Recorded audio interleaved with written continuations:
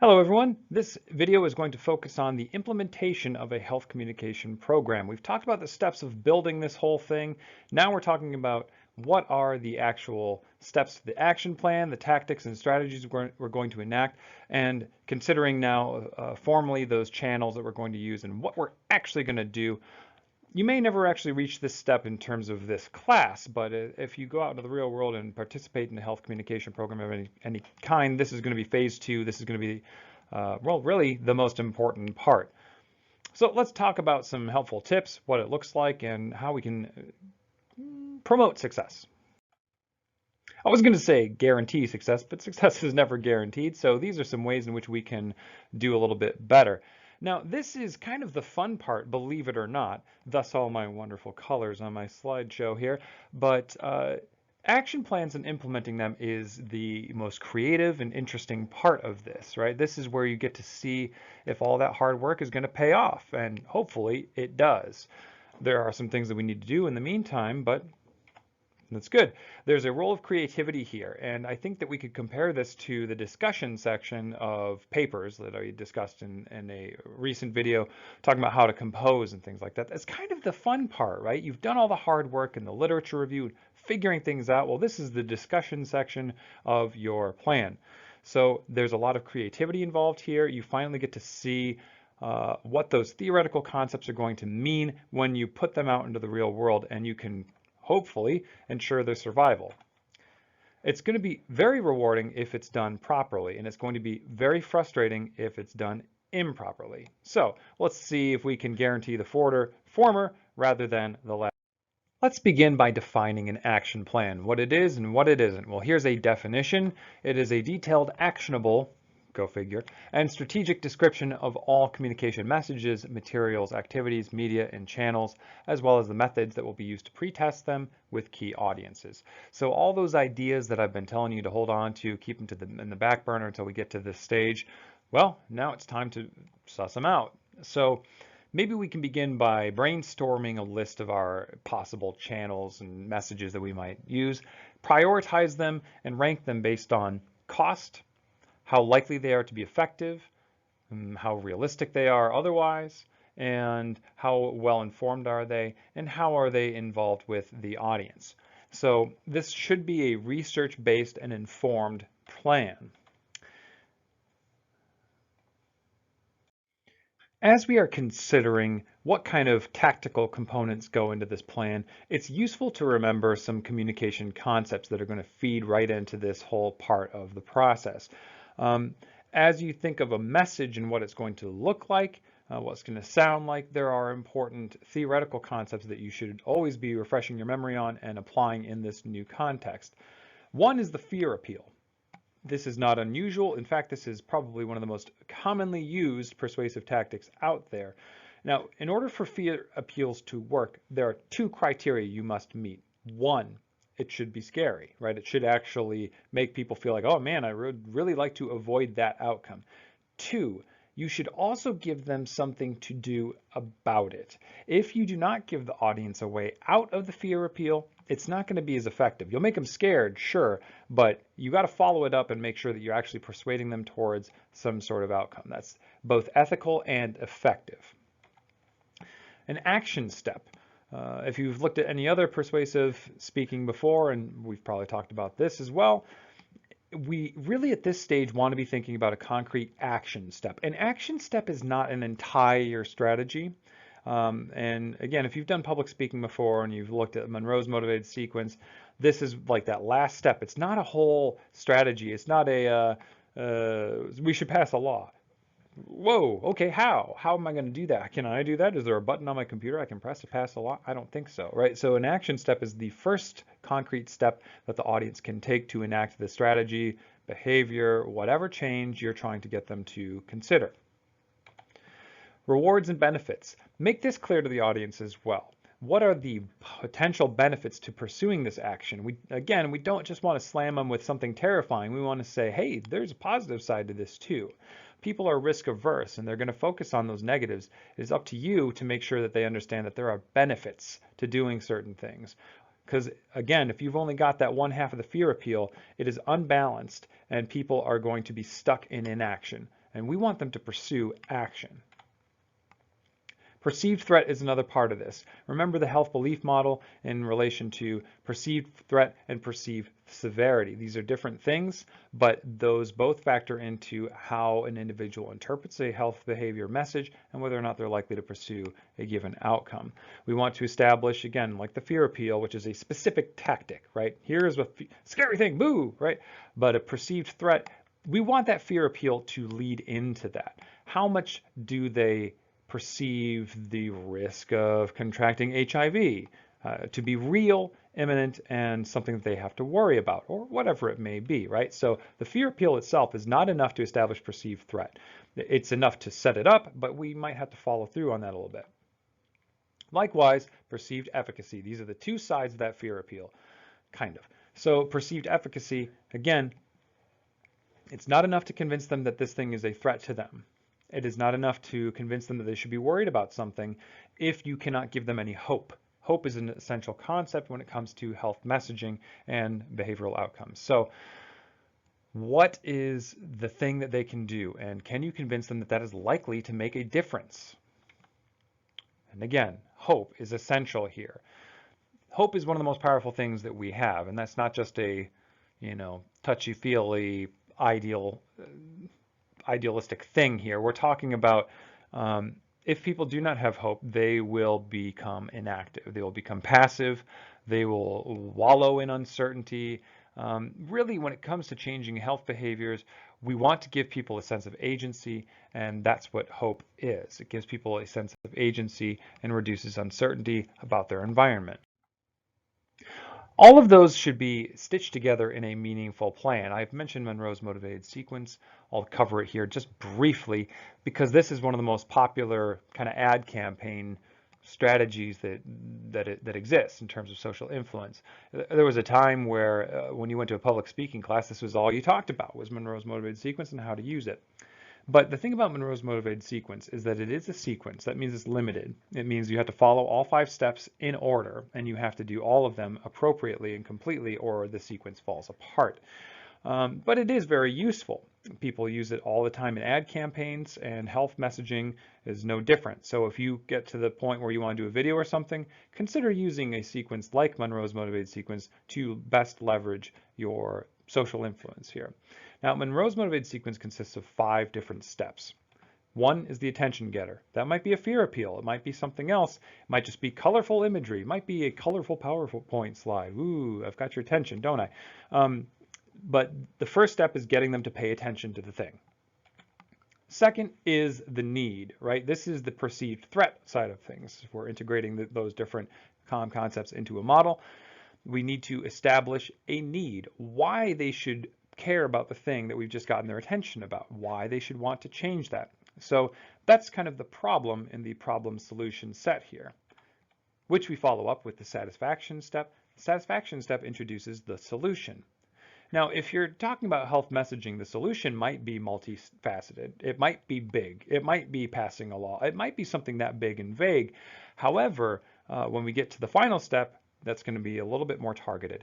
But overall, the need is the problem and satisfaction is whatever the solution is that the audience needs to know about in order to be convinced to pursue the action.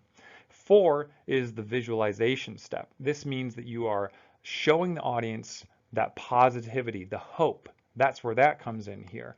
We show them that if they pursue the recommended action, what a beautiful world we can inhabit. Look at all the sunshine and puppies and free beer or whatever it is. We show them hope. That's what the visualization step is for. And of course, step 5 is the action step. As I mentioned before, and I'll mention again, this is the first concrete action, not the whole solution. You can give a preview of the whole solution in step 3, but the action step is really the, okay, if you want them to help support pass a law, then 5 is the call your senator step. Not that I think that's a particularly productive solution, but you get the idea here. If you want people to donate more blood, 5, the action step, is going to give them a location to go, a time to be there, a website to click on, whatever it is. It should be something that they can walk away from the message and do right now. So that gives you a sense as to how communication concepts are working strategically here. But let's think about the action plan itself, because that's half of it, right? Now you get to decide what you're going to do. Okay, I really want to do a video. I really want to do a pamphlet.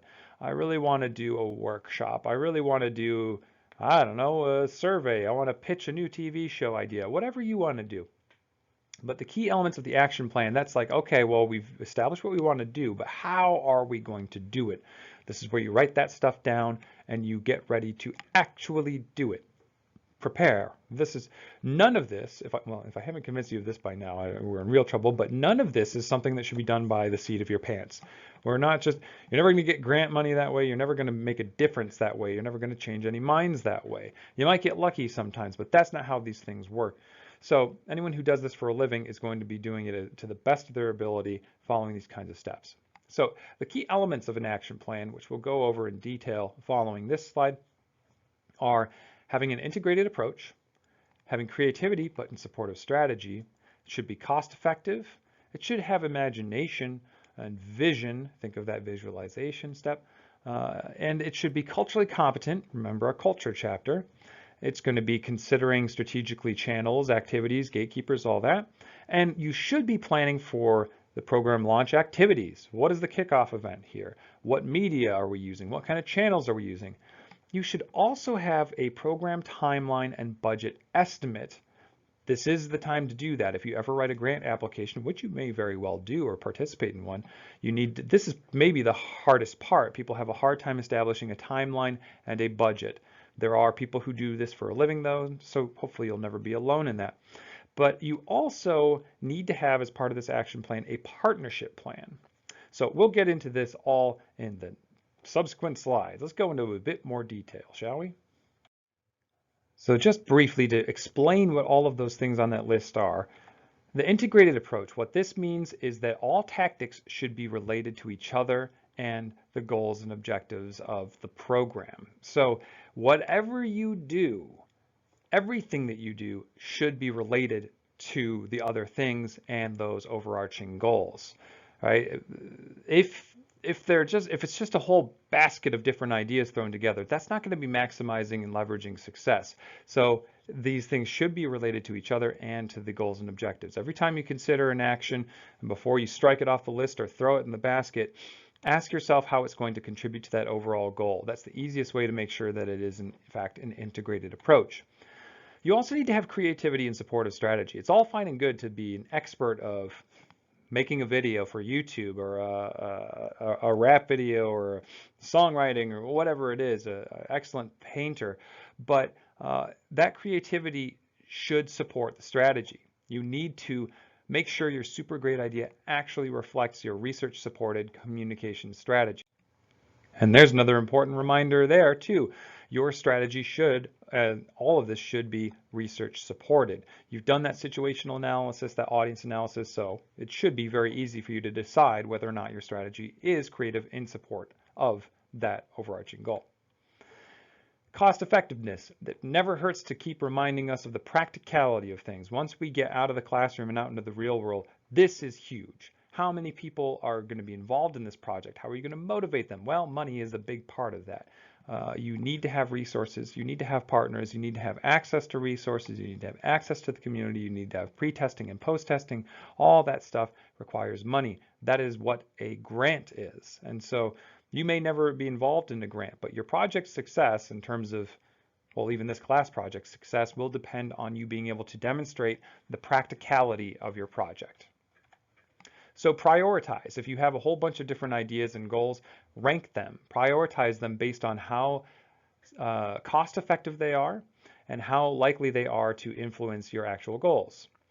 Consider low-hanging fruit, so to speak. You may have heard this expression before, but do we need to if we need to improve people's diets, is it cheaper to deliver food to their door, or is it cheaper to improve infrastructure and transportation and get them maybe a bus pass or something, right? What is it? A little factor that we can influence. That might be the kind of stuff you want to prioritize because you have greater potential for success.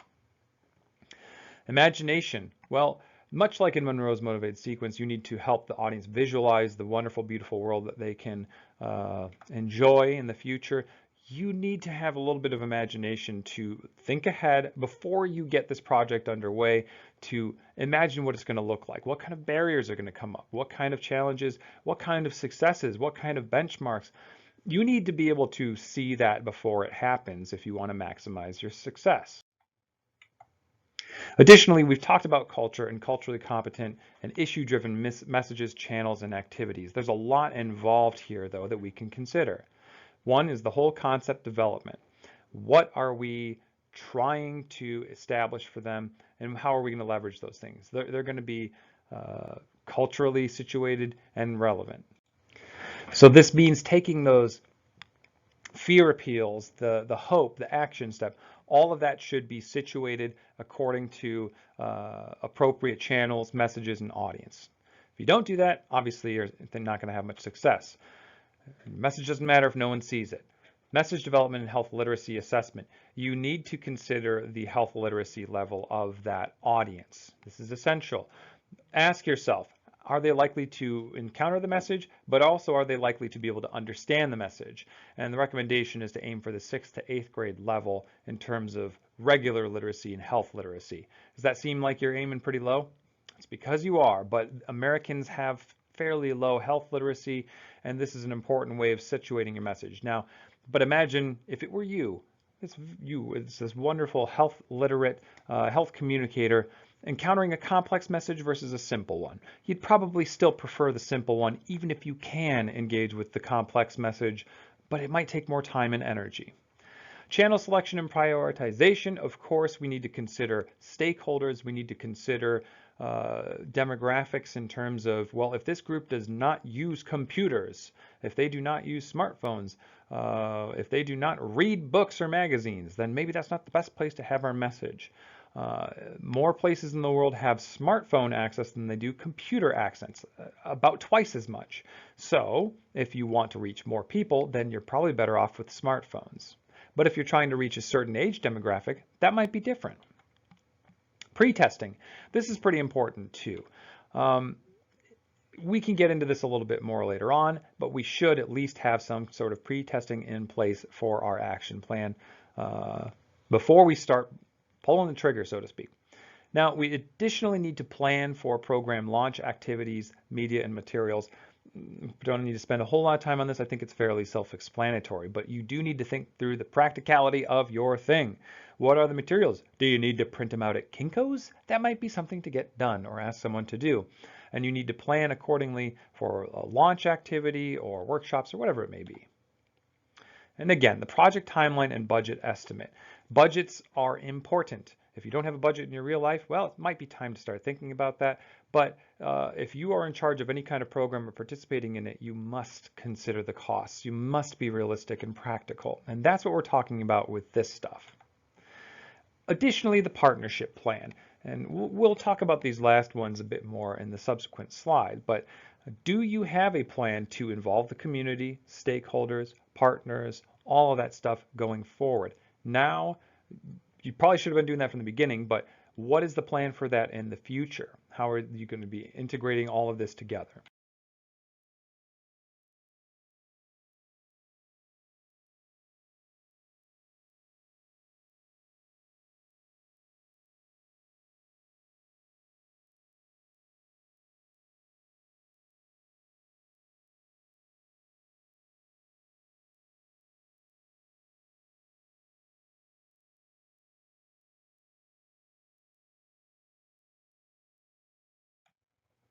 So where do we begin this process? That's a lot. That's a lot to deal with. I think it sounds more complicated than it is in practice. So how do we do this though? Begin with the findings from your situation and audience analysis. You have spent a lot of time, hopefully, learning about your topic, learning about your audience. You are now the expert. Congratulations. Doesn't that feel great? Well, it's time to use that stuff. Start with those findings, read through them again, go back to your proposal, go back to your feedback as soon as you've got it, your peer responses, ask your colleagues, whoever, and see what hits you first, right? What do we need to accomplish? Review your program goals, your outcome objectives, and your communication objectives and strategies. Refamiliarize yourself with those things that you're trying to accomplish and how you're going to do that. And above all else, make sure your action plan is supportive of those goals and objectives. If you don't have that integrated action plan, you're in trouble, right? If any of your tactics do not align with each other or the goals, you're going to impede your own success. It should also adequately execute your strategies in this action plan. So do you have those strategies, and are the things you're doing going to meet that strategy? And it should also be supported by all partners and groups you're seeking to engage. So these are just a good quick gut check. You ask yourself these questions. Is this plan doing all of this? And if it is not, go back and do it again. Yeah, that sounds kind of daunting, but no, this is an iterative process, but it gets easier every time, every step you take. You're going to learn more and you're going to be more prepared to execute this plan. So this might feel a little redundant, but now that we're talking about program implementation, we're talking about a couple of our practical realities. Some of those last few things on the key action plan, well, while you need to have those in the action plan in terms of thinking about how you're going to do this, now we're talking about actually doing it. So this involves the pre-testing and the integrating partnerships and the action plan all together. So let's look at these individually. Pre-testing. Pre-testing is a necessary step, but a lot of people don't like it. They overlook it. They think it's expensive, it's time consuming, and they can be right. It can be expensive and it can be time consuming, but pre-testing can be as simple as having someone else look at your stuff. I would compare this to in public speaking. If you practice delivering your speech in front of your roommates, that's better than nothing, right? That's going to help you get used to the real thing. Well, pre-testing can take a lot of forms. It's mainly we're just gathering feedback on what we've got planned. So you can get this from your colleagues, be like, hey, does this sound crazy to you, or does this sound practical? That's a great little gut check, okay? You can have focus groups and questionnaires and surveys. These are more official ways of doing pre-testing, and most successful grant applications will include something about this, right? We are going to do a focus group first to establish what matters to this community before we develop our plan. If you don't have that kind of background, well, if you are applying to grant funding through NIH, they're probably not going to like that, and they probably are going to deny your application.